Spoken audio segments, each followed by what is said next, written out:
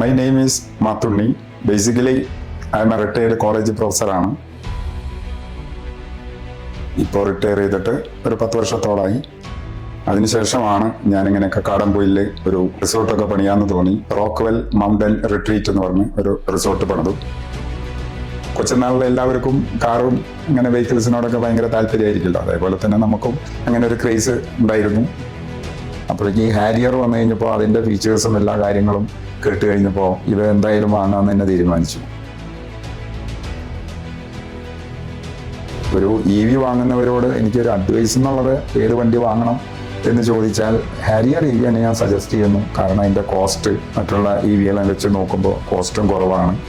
പിന്നെ അതിൻ്റെ സ്റ്റെബിലിറ്റി ചോരമൊക്കെ കയറിയിട്ടാണ് ഞാൻ വണ്ടി ഓടിക്കുന്നത്. അപ്പോൾ അതിനകത്തൊക്കെ ചിലപ്പോൾ നല്ല സ്പീഡിലൊക്കെ പോകും. എന്നിരുന്നാലും നല്ല കൺട്രോളാണ്. 5 വർഷം EV ഉപയോഗിച്ച എന്നെ പോലുള്ള ഒരാൾക്ക് ഒരിക്കലും ഇനിയൊരു പെട്രോളോ ഡീസലോ അങ്ങനെ ഒരു വണ്ടിയിലേക്ക് പോകാൻ കഴിയില്ല എന്നാണ് എൻ്റെ ഒരു അഭിപ്രായം. കാരണം അത് അത്രയ്ക്ക് കംഫർട്ടബിൾ ആണ്.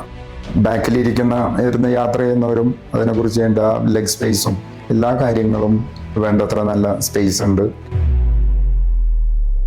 ഇപ്പോൾ എൻ്റെ റിസോർട്ടിലേക്ക് പോകാനായിട്ട് എനിക്ക് ഓൾ വീൽ ഡ്രൈവ് വണ്ടി കിട്ടിയെന്ന് പറയുമ്പോൾ എനിക്കത് ഭയങ്കര ഒരു അഡ്വാൻറ്റേജ് ആണ്. ഞാൻ പിന്നെ വേറെ ഒന്നും നോക്കിയില്ല. മിക്ക വണ്ടികളിലും സീറ്റിൽ വെന്റിലേഷൻ അങ്ങനത്തെ ഒരു ഇതില്ല. എനിക്ക് അതൊരു വലിയ പോരായ്മയായിരുന്നു പല വണ്ടികളും യൂസ് ചെയ്തത്. ഇതെനിക്ക് വലിയൊരു പ്ലസ് പോയിന്റ് ആണ്. ഹാരിയർ EV എടുക്കാൻ തീരുമാനിച്ചപ്പോൾ KVR ആണ് മനസ്സിൽ വന്നത്. സ്റ്റാഫ് എല്ലാവരും വളരെ കോപ്പറേറ്റീവാണ് അവിടെ. പിന്നെ വണ്ടിയും എവിടെയും കൊണ്ടുവന്ന് നിർത്തി കഴിഞ്ഞാൽ വണ്ടിക്കും മറ്റുള്ളതിനേക്കാളും ഒരു നല്ല ലുക്ക് ഉണ്ട്. ഹാരിയർ ആണല്ലോ. എൻ്റെ അഭിപ്രായത്തിൽ ടാറ്റ ഹാരിയർ EV എന്തുകൊണ്ടും നമ്പർ 1 ആണ്.